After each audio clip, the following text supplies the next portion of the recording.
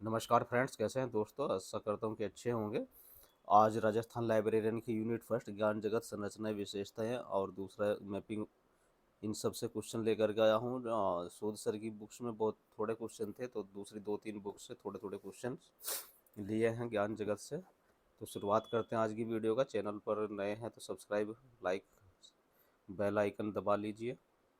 और साथ में दोस्तों लास्ट तक बने रहे, क्वेश्चन अच्छे हैं, है ना। शुरुआत करते हैं। डाइकोटोमी शब्द का सर्वप्रथम प्रयोग किसने किया था? तो सर्वप्रथम प्रयोग किया था इमैनुएल कांट ने। नेक्स्ट क्वेश्चन है डाइकोटोमी। चलिए नीचे आ जाएगा। डेकाटोमी क्या क्या होता है?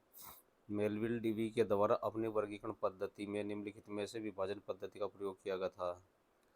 तो दोस्तों 10 विभाजन, जिसको हम डेकाटोमी कहते हैं। डाइकोटोमी और डेकाटोमी दोनों कंफ्यूज करते हैं। जुकाम लगा हुआ फ्रेंड्स, फिर भी कोशिश है वीडियो ताकि आप लोगों की अच्छी तैयारी हो सके। रंगनाथन द्वारा क्लासिफिकेशन में किस विभाजन पद्धति का प्रयोग किया गया है? तो ये किया गया 10 विभाजन।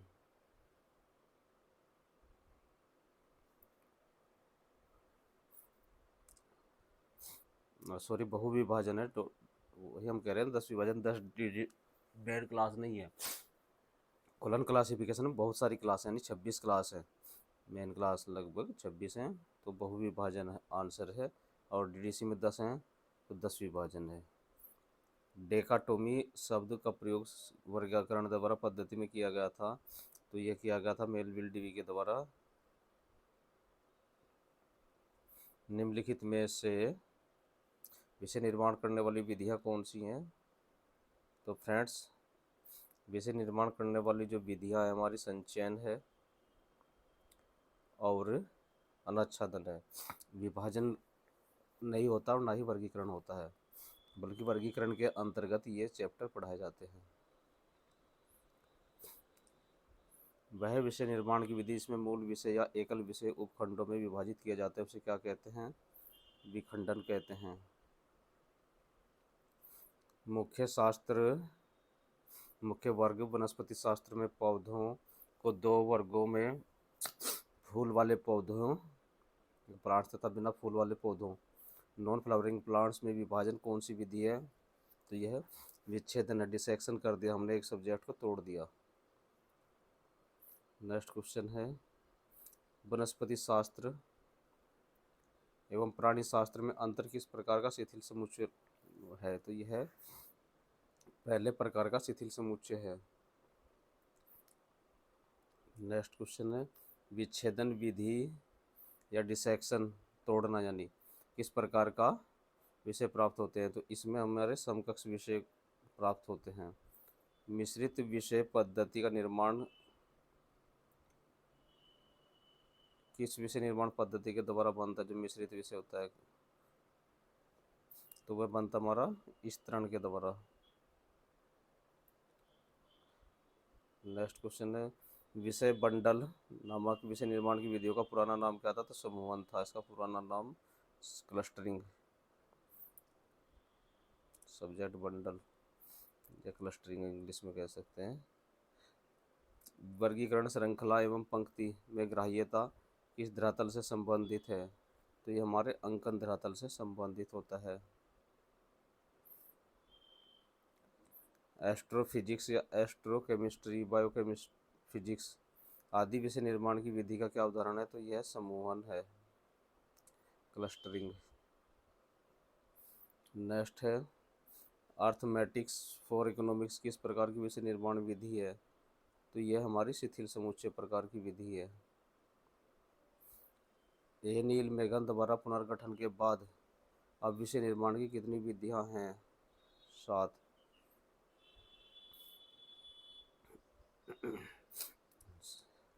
शिथिल समुच्चय लूज असम्बलेज विषय निर्माण की कितने प्रकार की होती हैं? 3 प्रकार की होती हैं। विषय विखंडन विषय निर्माण विधि के 2 प्रकार कौन से होते हैं? तो फ्रेंड्स ये विच्छेदन विधि और अनाच्छादन विधि होती है।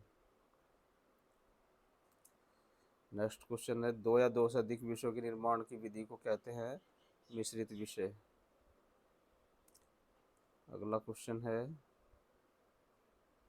शिथिल समुच्चय विधि किस प्रकार के विषयों का निर्माण करती है? तो ये मिश्रित विषयों का निर्माण करती है।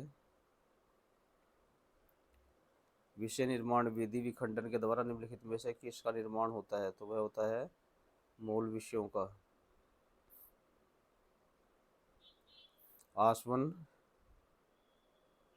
विषय निर्माण विधि द्वारा किस प्रकार के विषय का निर्माण होता है? तो शुद्ध विषय का होता है। निम्नलिखित में से जटिल विषय या कॉम्प्लेक्स सब्जेक्ट कौन सा है? तो वर्गीकरण एवं सूचीकरण का अध्ययन ये हमारा जटिल विषय है। नेक्स्ट इस यूनिट का दूसरा पार्ट है वर्गीकरण पद्धतियों का विषय जगत का चित्रण में से। डीडीसी वर्गीकरण विषयों का चित्रण कैसे किया जाता है? तो ये किया जाता है सामान्य से विशिष्ट किया जाता है। पुस्तकालय विज्ञान के 5 नियमों में से कौन सा नियम प्रत्येक व्यक्ति शिक्षक को अवधारणा को प्रस्तुत करता है? तो सेकंड लॉ प्रस्तुत करता है।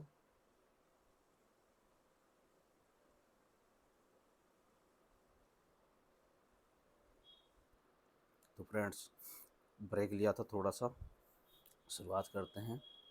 पुस्तकालय विज्ञान के 5 नियमों में से कौन सा प्रत्येक व्यक्ति को शिक्षा की अवधारणा, सेकंड लॉ हमने बताया ही था अभी आपको।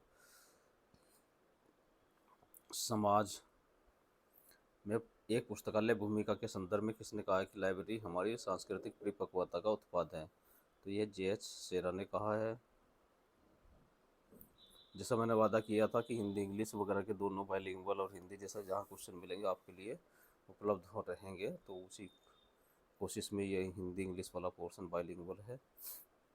सयाजी राव गायकवाड़, अच्छा, भारत में सार्वजनिक पुस्तकालय व्यवस्था किसने प्रारंभ की थी? तो सयाजी राव गायकवाड़ तृतीय ने की थी।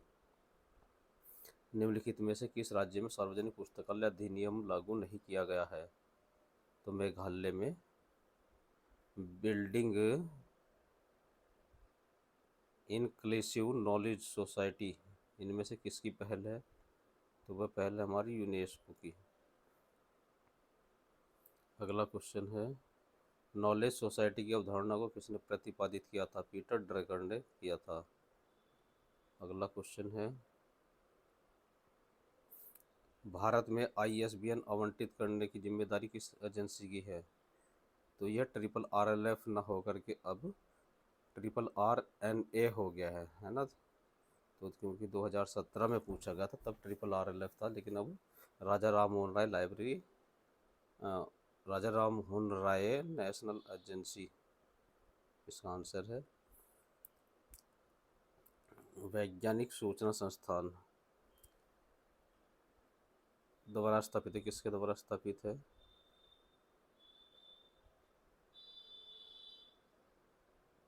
SR रंगनाथन।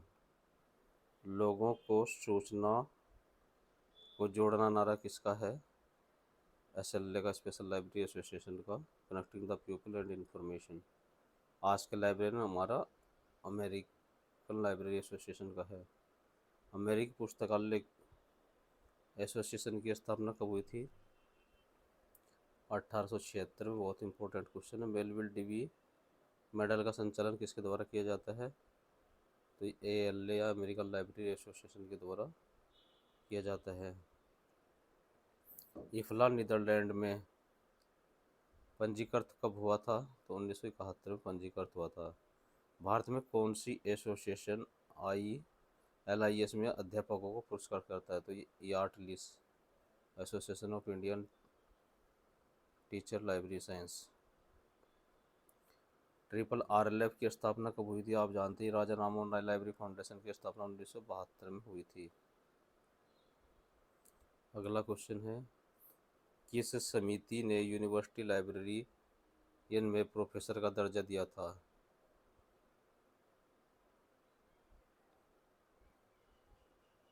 तो ये दर्जा दिया था, आप लोग कमेंट्स करके बताइए। इंपीरियल लाइब्रेरी में कलकत्ता के पहले लाइब्रेरियन थे? John McFarlane. एक रिपोर्ट जिसमें पिछले 10 वर्षों में महाराष्ट्र सार्वजनिक पुस्तकालय के विकास का वर्णन किया गया है, तो यह है ट्रेंड रिपोर्ट। राजा राम मोहन राय लाइब्रेरी फाउंडेशन क्या प्रदान करता है? तो यह प्रदान करता है हमारा ISBN। राष्ट्रीय पुस्तकालय मिशन कैपेसिटी बिल्डिंग गतिविधि निम्नलिखित में से कौन से कार्यान्वयन एजेंसी है? तो यह है राजा राम मोहन राय लाइब्रेरी फाउंडेशन है, जो पैसा देती है लाइब्रेरी के विकास के लिए। सेंट डॉग कहाँ पर स्थित है? तो सेंट डॉग हमारा हैदराबाद में स्थित है। राष्ट्रीय ज्ञान आयोग के अध्यक्ष कौन थे? तो सैम पित्रोदा थे। सूचना का अधिकार अधिनियम पारित किया गया था कब? तो वह 2005 में पारित किया गया था। स्कूल ऑफ लाइब्रेरी इकोनॉमी किसके द्वारा खोला गया था? तो मेलविल डीवी के द्वारा खोला गया था लाइब्रेरी साइंस का पहला स्कूल। सरस्वती महल पुस्तकालय कहाँ पर स्थित है? तंजावर में स्थित है। ज्ञान प्रौद्योगिकी का उपयोग करने वाली अर्थव्यवस्था को कहा जाता है नॉलेज इकोनॉमी। ज्ञान अर्थव्यवस्था को दूसरा क्या कहा जाता है? तो ह्यूमन कैपिटल भी इसको कहा जाता है, मानव राजधानी। सूचना युग में विस्तार को क्या कहा जाता है? सूचना के विस्तार को कहा जाता है नॉलेज सोसाइटी, सूचना युग को। नेक्स्ट क्वेश्चन है कनेक्टिंग पीपल इंफॉर्मेशन किसका टैगलाइन है? SLA का अभी पहले भी आ चुका है ये क्वेश्चन। पुस्तकालय विज्ञान का कौन सा ला पुस्तकालय अथॉरिटी और पाठकों के कर्तव्यों से संबंधित होता है? तो सेकंड लॉ संबंधित होता है। विश्वविद्यालय के पुस्तकालयों के लिए राष्ट्रीय नेटवर्क प्रणाली पर UGC समिति के अध्यक्ष कौन थे? तो UGC समिति के अध्यक्ष हमारे प्रोफेसर यशपाल थे। मैनुअल ऑफ लाइब्रेरी इकोनॉमी पुस्तक के लेखक कौन हैं? JD brown.